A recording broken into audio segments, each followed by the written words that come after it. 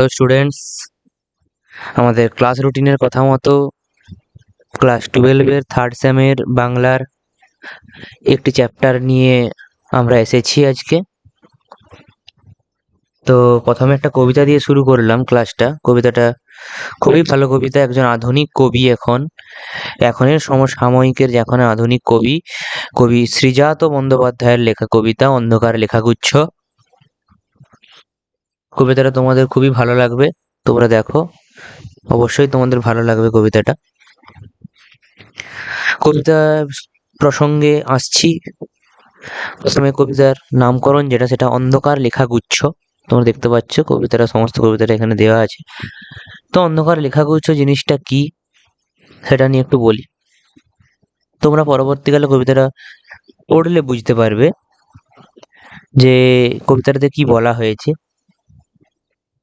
তো অন্ধকার লেখাগুচ্ছ বলতে কি, যখন মানুষের প্রথম অস্তিত্ব পৃথিবীতে আসে, মানুষ নিজে বেঁচে থাকার স্বার্থে, নিজের স্বার্থে, মানুষ তার জীবনযাপনের স্বার্থে মানুষ যে যে জিনিসগুলো করতে শুরু করে সেগুলো ক্রমশ অভ্যাসে পরিণত হয় এবং সেগুলোকে আমরা মানবিক গুণ বিভিন্ন বলি, যা মানুষের মধ্যে পরে পরে ধীরে ধীরে ডেভেলপ করে মানবিক গুণ। তারপর হঠাৎ একদিন মানুষ বিভিন্ন গোষ্ঠীতে ভাগ হয়ে যায়, যেটাকে তারা নাম দেয় ধর্ম, এবং তারা ধর্মের বেড়াজালে আবদ্ধ হয়ে তাদের নিজেদের মনুষ্যত্বটা ভুলে যায়। এখানে সেই ধর্মকেই অন্ধকার বলা হয়েছে এবং সেই নিয়ে শ্রীজাত বন্দ্যোপাধ্যায় লেখালেখি করেছেন। তাকে এখানে বলা হয়েছে অন্ধকার লেখাগুচ্ছ, যেটা ক্লাস 12-এর পাঠ্য। তো আমরা লাইন বাই লাইন কবিতাটাতে আসবো, কবিতাটাতে কি বলা হয়েছে সবগুলো আমরা প্রত্যেকটাই আসবো। তো প্রথমে আমাদের প্রথম লাইন, আব্দুল করিম খাঁর ধর্ম ছিল গান। তো লাইনে একজনের কথা বলা আছে, যিনি হলেন আব্দুল করিম খাঁ। আব্দুল করিম খাঁ কে ছিলেন সেটা আমাদেরকে আগে জানতে হবে। আব্দুল করিম খাঁ ছিলেন ঊনবিংশ শতাব্দীর একজন বিখ্যাত গায়ক, সাথে সিতার বাদক ও বীণা বাদক। তো সেই আব্দুল করিম খাঁর ধর্ম কি ছিল না গান। আমরা আব্দুল করিম খাঁর কথা যখনই শুনি তখনই আমাদের প্রথম মাথায় কি আসে, তার গান, অর্থাৎ তার কর্ম, অর্থাৎ শিল্পীর শিল্পর কথাই আমাদের প্রথম মাথায় আসে। এছাড়াও আমাদের বিভিন্ন, তো আমাদের যারা মহাপুরুষরা ছিল তারা তো বলেই গেছেন যে কর্মই প্রকৃত ধর্ম, কর্মই ধর্ম। তো আব্দুল করিম খাঁ কোন ধর্মাবলম্বী ছিলেন? ধর্মাবলম্বী বলতে যেটা, যে ধর্ম আমরা বানিয়েছি, আমাদের বানানো ধর্ম, প্রকৃত ধর্ম কিন্তু নয়। আমাদের বানানো ধর্মের মধ্যে আব্দুল করিম খাঁ যেটা ছিলেন, হিন্দু, মুসলিম, শিখ, জৈন, সেসব তো আমরা কিছু বিচার করলাম না, আমরা দেখলাম তার গান, তার কর্ম।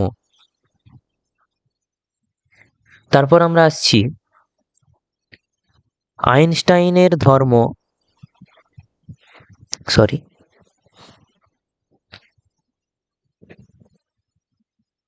কি আছে না, আইনস্টাইনের ধর্ম, যেটা এখানে বলা হয়েছে, আইনস্টাইনের ধর্ম দিগন্ত ফেরানো। আইনস্টাইন কে ছিলেন? তোমরা অনেকেই নাম শুনেছো আইনস্টাইনের, অবশ্যই শুনে থাকবে। আইনস্টাইন একজন বিংশ শতাব্দীর বিখ্যাত বৈজ্ঞানিকদের মধ্যে একজন, যিনি বিখ্যাত হয়ে আছেন তার আপেক্ষিকতাবাদ অর্থাৎ রিলেটিভিটি থিওরির জন্য, এবং তার বিখ্যাত সেখানে সূত্র E=mc², তার জন্য তিনি বিখ্যাত হয়ে আছেন। তো আইনস্টাইনের নাম শুনলে যে কথাটা আমাদের প্রথম মাথায়, সেটা কি, তার বিজ্ঞান, তার বিজ্ঞান সাধনা। এবং আইনস্টাইন বিখ্যাত কিসের জন্য? তার বিজ্ঞান সাধনার জন্যই। কিন্তু তিনি যে ইহুদি ধর্মাবলম্বী ছিলেন সেটা তো আমাদের কারো মাথায় আসে না, বা আমরা অনেকে জানিও না। আমরা তাকে জানি শুধুমাত্র তার বিজ্ঞান সাধনা, বিজ্ঞানে তার অবদানের কারণে। আইনস্টাইনের ধর্মবিজ্ঞান, যে বিজ্ঞান বিষয়ে গবেষণা, তার দিগন্ত পেরোনো, দিগন্ত যার দিগন্ত বলতে কি বুঝি? দিগন্ত রেখা হচ্ছে একটা কল্পিত রেখা। যখন আমরা কোনো সমুদ্র পাড়ে দাঁড়াই তখন দেখবো যেখানে আকাশটা মনে হচ্ছে ভূপৃষ্ঠের সঙ্গে পৃথিবীর সাথে মিশে গেছে, সেই জায়গাটাকে আমরা দিগন্ত বলি। কিন্তু আইনস্টাইনের বিজ্ঞান সাধনা সেই দিগন্তেরও বাইরে, অর্থাৎ তিনি সেই মাত্রাও ছাড়িয়ে গিয়েছেন। তার বিজ্ঞান সাধনার এতটাই তিনি বিজ্ঞান সাধনায় তিনি মন দিয়েছেন এবং তিনি সেটাই তার ধর্ম। তো এখানে তার যে জ্ঞান দিগন্ত বিস্তৃত এবং সেটার কথা এখানে বলা হয়েছে, এবং তার যে বিজ্ঞান সাধনাই তার ধর্ম, তার ধর্ম বিজ্ঞান, কর্মবিজ্ঞান। তারপরে আমরা কি পাচ্ছি লাইনটা, কবিরের ধর্ম ছিল সত্যের বয়ান। সেখানে আমরা জানতে হবে কবিরকে পঞ্চদশ ষোড়শ শতাব্দীর একজন বিখ্যাত দার্শনিক ছিলেন কবির। কি না, পঞ্চদশ এবং ষোড়শ শতাব্দীর একজন বিখ্যাত দার্শনিক ছিলেন কবির। কবিরকে অনেকভাবে দমিয়ে রাখার চেষ্টা করা হয়েছে, অনেকভাবে শাসক দল তাকে দমিয়ে রাখতে চেয়েছে, তার বাক স্বাধীনতা কেড়ে নিয়েছে, তার লেখা তাকে লিখতে দেয়নি। কিন্তু তিনি সমাজের ভুল ত্রুটি বারবার তুলে ধরছেন এবং তুলে ধরতে তিনি পিছুপা হননি। এখানে সেটাই বলা হয়েছে। তবে কবিরের দোহা বলে একটা খুব জিনিস প্রচলিত আছে, কবিরের দোহা। এটা সাধারণত এক দু লাইনের কবিতা। দোহার মধ্যে কি থাকে না, দোহার মধ্যে থাকে সমাজ জীবন, রাজনীতি, এইসব নিয়ে দোহা লেখা হয়। শাসকের ভয়ে তিনি চুপ করে কোনোদিন থাকেননি সত্য বলতে, কারণ সত্য চিরকালই চিরন্তন, সত্য কোনোদিনও চাপা থাকবে না, তাই তিনি সত্য বলতে কোনোদিন পিছপা হননি। তারপরের লাইন আমরা কি পাচ্ছি, বাতাসের ধর্ম শুধু না থামা কখনো। তো বাতাস জিনিসটা কি, বাতাসের ধর্ম কি? বাতাসের ধর্ম উচ্চচাপ অঞ্চল থেকে নিম্নচাপ অঞ্চলের দিকে বয়ে যাওয়া। সে বাতাসকে কখনো আমরা আটকে রাখতে পারি না। এবং সবথেকে বড় জিনিস কি, বাতাসের মধ্যেই আমাদের যে প্রাণবায়ু অক্সিজেন, সেটা বাতাসের মধ্যেই আছে। তাই বাতাস যদি কোনোদিনও তার ধর্ম ভুলে যায়, বাতাস যদি কোনোদিনও বইতে ভুলে যায়, বাতাসের যে ধর্ম বওয়া, তা যদি বাতাস কোনোদিন ভুলে যায়, তাহলে কিন্তু মনুষ্য জাতিটাই আর থাকবে না, কারণ কি প্রাণের স্পন্দনটাই থাকবে না, তাই তো। তাই বাতাস তার কিন্তু ধর্ম ভুলেনি। ধর্ম কে ভুলেছে? ধর্ম ভুলেছে মানুষ।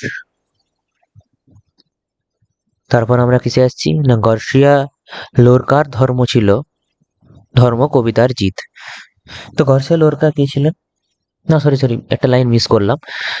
ভ্যান গঘের ধর্ম ছিল উন্মাদনা আঁকা। ভ্যান গঘ কে ছিলেন? ভ্যান গঘ ছিলেন নেদারল্যান্ডের একজন প্রখ্যাত চিত্রশিল্পী।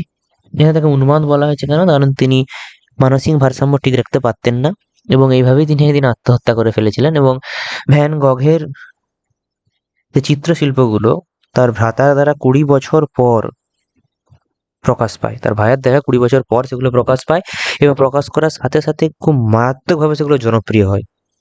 এবং তার চিত্রকর্মগুলোর মধ্যে ছিল চমৎকার সব ভাবনা। তাই ভ্যান গঘের ধর্ম কি ছিল? তার শিল্প, তার চিত্রশিল্প। চিত্রশিল্পীর ধর্ম চিত্রশিল্প, তার ছবি তার কাছে সব, এবং ছবির মাধ্যমে তিনি সবার কাছে পরিচিত। তাকে তার পরিচয় পেতে হলে তাকে হিন্দু, মুসলিম, শিখ, জৈন এসব বলতে হয় না, তার ছবি তার পরিচয় দেয়, তার কর্মই তার ধর্ম। তারপর গার্সিয়া লোরকার ধর্ম কবিতার জিত। গার্সিয়া লোরকা কে ছিলেন? না, একজন স্প্যানিশ ভাষার কবি ছিলেন গার্সিয়া লোরকা। বিভিন্ন মানবিক গুণ ছিল তার কবিতার রসদ। শাসকের শোষণের বিরুদ্ধে তিনি প্রথম সোচ্চার হন তার কবিতার মাধ্যমে, এবং এভাবেই স্বৈরাচারী শাসকের হাতে তিনি হত্যা হন, কারণ স্বৈরাচারী শাসকের বিরুদ্ধে কথা বললেই তার তোমাকে হত্যা করবে। তাই গার্সিয়া লোরকার কবি, তার ধর্ম কবিত্ব। তো গার্সিয়া লোরকা তার কবিত্ব কোনোদিন ভোলেননি। তিনি পরিচিত ছিলেন তার কবিতার মাধ্যমে। তার প্রথমেই গার্সিয়া লোরকার নাম বললে আমরা আমাদের বানানো ধর্মের কথা কোনোদিনও বলি না, তিনি পরিচিত তার কবিতার মধ্যে দিয়ে। সেরকম পরের লাইনে কি বলা হয়েছে, লেনিনের ধর্ম ছিল নতুন পতাকা। তো লেনিন কে ছিলেন? লেনিন ছিলেন বলশেভিক বিপ্লব বা কমিউনিস্ট সাম্যবাদী পার্টির একজন নেতা। ঠিক আছে, রাশিয়ায় বলশেভিক বিপ্লব হয়েছিল যখন, তিনি ছিলেন তার একজন নেতা। তিনি বলেছিলেন, কি বলেছিলেন, শ্রমজীবীদের হাতেই কিন্তু আমাদের সভ্যতা, কিনা শ্রমজীবী মানুষদের হাতেই সমাজের মেরুদণ্ডটা আছে। তাহলে সমাজ কাদের উপর ভর করে আজকে দাঁড়িয়ে আছে? শ্রমজীবী মানুষদের উপর ভর করে দাঁড়িয়ে আছে। কিন্তু সেই শ্রমজীবী মানুষরা কোনোদিন সমাদর পান না, তাদের আমরা কোনোদিন সমাদর করি না। তাই রাশিয়াতে লেনিনের হাত ধরে প্রথম শ্রমিক আন্দোলন শুরু হয়েছিল। এখানে যে নতুন পতাকা বলা হয়েছে, নতুন পতাকা বলতে এমন এক ধর্মর কথা বলা হয়েছে, এমন একটা নতুন পতাকা বলতে এমন একটা ধর্ম আমাদের হবে নতুন ভাবে, যা দেশ কালের গণ্ডি পেরিয়ে মানুষের কথা বলবে। কিসের কথা বলবে? না, মানুষের কথা বলবে, দেশ কালের গণ্ডি পেরিয়ে। যা মানুষের আসল ধর্ম, যা মানুষের প্রকৃত ধর্মের কথা বলবে। ধর্ম কি? মনুষ্যত্ব।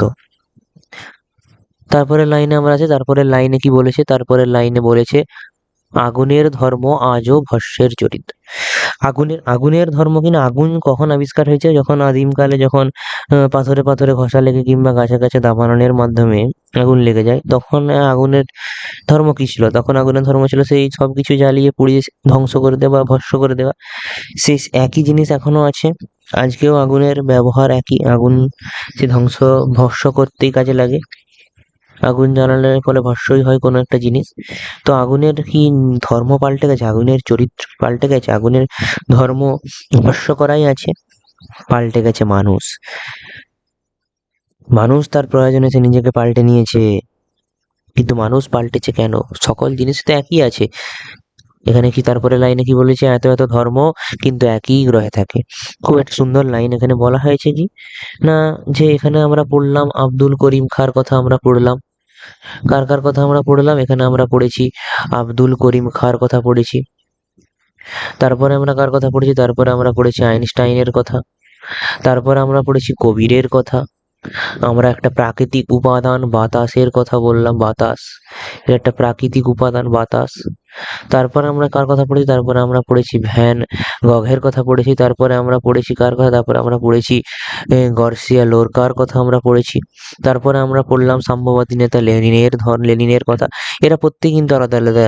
এরা সাম্যবাদী নেতা, ইনি ছিলেন একজন কবি, ইনি ছিলেন একজন চিত্রকর, এবং ইনি একজন কবি, ইনি একজন বিখ্যাত একজন বৈজ্ঞানিক, ইনি একজন গায়ক, সেতার বাদক, বীণা বাদক। তো প্রত্যেকেই কিন্তু আলাদা আলাদা শিল্পকর্মে নিযুক্ত, প্রত্যেকেরই কর্ম কিন্তু শিল্পী সত্তা, প্রত্যেকেই একই কিন্তু এই পৃথিবীতেই থাকে। কিন্তু সাধারণ মানুষ সে একই পৃথিবীতে তো থাকেন, তাহলে তাদের ধর্ম এরকম আলাদা আলাদা কেন? ধর্ম এরকম আলাদা আলাদা হলো কি করে? এ ওকে সে তাকে আরো জায়গা করে দেয় কিনা। এই একটা শিল্পী কখনো একে অপরের কোনোদিন সমালোচনা করেন না। এরা সবাই নির্দ্বিধায় এই একই পৃথিবীতেই ছিলেন, এরা সবাই একই পৃথিবীতেই ছিলেন। কিন্তু আমরা সবাই কিনা, আমরা সবাই ভাবে আমরা আলাদা আলাদা এক একটি ধর্ম, আমরা যে যার নিজেদের ঠিক ধর্মের কারাগারে আমরা আবদ্ধ হয়ে গেছি। আমরা নিজেদের একটা ছোট ছোট ভাবে দলে ভাগ করে নিয়ে এই এই কিছু জন আমাদের সমাজে হিন্দু, এই কিছুজন মুসলিম, এই কিছুজন জৈন, এই কিছুজন শিখ, এইভাবে আমরা, এই কিছুজন খ্রিস্টান, বা এইভাবে আমরা কিন্তু নিজেদের আলাদা আলাদা ভাগ করে নিয়েছি। কিন্তু আমরা প্রত্যেকেই যে প্রথমে মানুষ, আমাদের প্রথম ধর্ম যে মনুষ্যত্ব, এটা আমরা ভুলে গেছি। কিন্তু এরা প্রত্যেকেই কিন্তু একে অপরকে জায়গা করে দেয়। আর আমাদের শ্রী শ্রী রামকৃষ্ণ পরমহংসদেব কি বলেছেন? তিনি বলেছেন প্রকৃত ধর্ম হলো পরধর্ম সহিষ্ণুতা। অর্থাৎ একটা ধর্মের সেটাই কর্ম যে সে কি করবে না, অপর ধর্মর প্রতি সহিষ্ণু হবে, অপর ধর্মকে সে সম্মান দেবে, সম্মান দিতে জানবে, তখনই কি হবে না, তার সেটাই প্রকৃত ধর্ম হবে। কিন্তু মনুষ্য ধর্মে এরকম নেই, প্রত্যেকেই হিন্দু, শিখ, জৈন এভাবে আমরা ভাগ হয়ে গেছি। তবে কেন অন্য পথ ভাবায় তোমাকে? এরা সবাই যখন এক জায়গায় আছে, তবে তুমি কেন অন্য ভাবছো? সবার ধর্মই তো এক, তা হলো মনুষ্য ধর্ম। সবাই সবাইকে যখন জায়গা করে দিল, তুমি কেন অন্য পথে চলে যাচ্ছ? তোমার ধর্মকে আগলাতে তুমি অন্য পথে চলে যাচ্ছ কেন? উম, তোমার ধর্মের পথে কেন অপব্যয়? আর তোমার ধর্মকে আগলাতেই কেন এত অপব্যয় করতে হচ্ছে? তোমার ধর্মকে আগলাতে কেন এত ব্যয়, এত অপব্যয় কেন? তাহলে কি তোমার ধর্মের গোড়ায় গলদ আছে? তোমার ধর্মের সংজ্ঞায় ভুল আছে। তুমি যে ধর্ম জানো সে ধর্ম প্রকৃত ধর্ম নয়। তোমার ধর্মে ভুল আছে। তোমার কাছে ধর্মের সংজ্ঞা ভুল। যে তোমাকে শিখিয়েছে দখলের কথা, তো আমাদের পূর্বপুরুষরা কিছু জিনিস আমাদের জন্য ছেড়ে গেছে, আমরা কারো কাছ থেকে না কারো কাছ থেকে শিখেছি, ছোটরাও শিখছে। তো কি না আমাদের ধর্মে যদি কেউ কিছু তার ধর্মে অপর ধর্ম যদি কিছু উস্কানিমূলক কথা বলে দেয় তাহলেই আমরা উগ্র। আমাদের মধ্যে আছে উগ্রতা। আমাদের মধ্যে ধর্মের যে মূল কথা, ধর্মের মূল কথা যে মুক্তি, ধর্মের মূল কথা উদারতা, ধর্মের মূল কথা সহিষ্ণুতা, ধর্মের যে মূল কথা তা আমরা লঙ্ঘিত করছি। আমরা তার বদলে হচ্ছি উগ্র এবং তাকে আমরা বলছি ধর্ম এবং সে ধর্মের প্রতি আমরা অনড়। হ্যাঁ, আমাদের ধর্মের মধ্যে আছে ধর্মান্ধতা। আমরা যদি ধর্মের প্রতি অন্ধ হই, আমরা যদি ধর্মের প্রতি অন্ধ হয়ে আমরা সে ধর্ম পালন করতে গিয়ে আমরা যদি মানুষের কথা না ভাবি, আমরা যদি মানুষের প্রতি বিরূপ হয়ে যাই, তাহলে সে ধর্ম কিন্তু প্রকৃত ধর্ম নয়। যেন সে ধর্মই নয়, সেটাই তো ওখানে কবি সিদ্ধার্থও বলেছেন যে সেটা যেন ধর্মই নয়। তাই তো। সে ধরো প্রাতিষ্ঠানিকতা মানে কি? ধর্ম ধরো আমরা যে ধর্মের কথা বলছি সে ধর্মটা কিনা মন্দির মসজিদ কেন্দ্রিক। অর্থাৎ আমি মন্দির যাচ্ছি মানে আমি হিন্দু, আমি মসজিদ যাচ্ছি মানে আমি মুসলমান, আমি চার্চ যাচ্ছি মানে আমি খ্রিস্টান। এইভাবে আমরা কিন্তু সকলকে ভাগ করে দিয়েছি। আমি গুরুদুয়ারা গেলে আমি সেখানে হয়ে যাচ্ছি শিখ। এইভাবে আমরা আমরা নিজেদেরকে নিজেরাই ভাগ করে নিয়েছি। কিন্তু এটা তো প্রকৃত ধর্ম নয়। ধর্ম এরকম কি মসজিদ মন্দির কেন্দ্রিক? এই একটা প্রতিষ্ঠানকে আমরা দখল করে নিয়ে কিছুজন লোক সেটাকে আমরা ধর্ম বানিয়ে দিয়েছি। এটা তো প্রকৃত ধর্ম নয়, এটা আমাদের বানানো ধর্ম। এবং যে ধর্মের সংজ্ঞাটাই ঠিক নেই, যে ধর্মের গোড়ায় গলদ আছে। ধর্মের মূল উদ্দেশ্য কি? আমাদেরকে মুক্ত করা। এই গোটা পৃথিবীতে আমাদেরকে হেসে খেলে বাঁচা, সেটাই ধর্ম।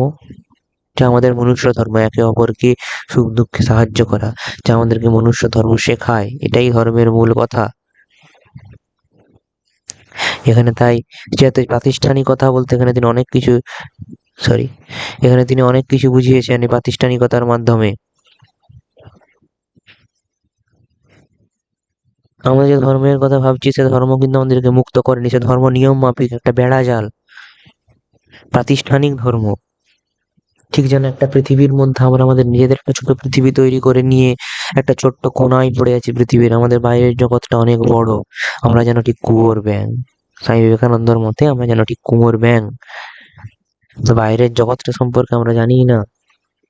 তবে এতে ক্ষতি হচ্ছে কাদের? আমরা ঠিক কাঁচের ঘরের মধ্যে পাথর ফেকার মতো ব্যাপারটা হচ্ছে। অর্থাৎ ক্ষতি হচ্ছে নিজেরই। এইভাবে পরম ঈশ্বর লাভ কখনোই সম্ভব নয়। ঈশ্বর উপর থেকে দেখে হাসছেন। কারণ মন্দির মসজিদে পরম ঈশ্বর ওই মন্দির মসজিদের মধ্যে আবদ্ধ তিনি থাকেন না। তিনি আসেন কোথায়? মানুষের হৃদয়ে, মানস মন্দিরে তিনি বিরাজমান। তাই মানুষের প্রকৃত ধর্ম যে মনুষ্যত্ব, সেটা তোমাকে ভুলে গেলে চলবে না। মানুষের প্রেম ভালোবাসা, দয়া সহিষ্ণুতা, উদারতা, এইসবের বাইরে গিয়ে যে ধর্ম, সে ধর্ম তো মানুষের প্রকৃত ধর্ম নয়। মানুষের বানানো তথাকথিত এক সংজ্ঞাহীন ভুল যুক্তি, ভুল মতবাদে বিশ্বাসী ধর্ম। ঈশ্বরের কাছে পৌঁছাতে হলে ওই ধর্মকে অবলম্বন করে কোনোদিন ঈশ্বরের কাছে পৌঁছানো সম্ভব নয়। আমাদের রামকৃষ্ণ পরমহংসদেব বলেছেন, আল্লাহ, ঈশ্বর, গড সবাই একই। তাদের কাছে যাওয়ার রাস্তাটাও এক। শুধু উঠার উঠার কায়দাটা একটু আলাদা, সেটা তোমাকে জানতে হবে। তাহলেই তুমি ঈশ্বর প্রাপ্তি করতে পারবে, ঈশ্বর লাভ হবে তোমার। কিন্তু এই ধর্মের মাধ্যমে কোনোদিন ঈশ্বর লাভ হবে না, যেখানে যে ধর্মে মনুষ্যত্ব নেই, যে ধর্মে মুক্তি নেই। তো অন্ধকার লেখাগুচ্ছ কবিতায় কবি শ্রীজাত বন্দ্যোপাধ্যায় একথায় আমাদের সামনে তুলে ধরতে চেয়েছিলেন। আমি কতটা কি বুঝাতে পারলাম তোমাদেরকে জানি না। মোটামুটি এটা আমাদের যে থার্ড সেমের কবিতার মধ্যে একটি কবিতা অন্ধকার লেখাগুচ্ছ, যেটা আমি তোমাদেরকে বললাম এখন।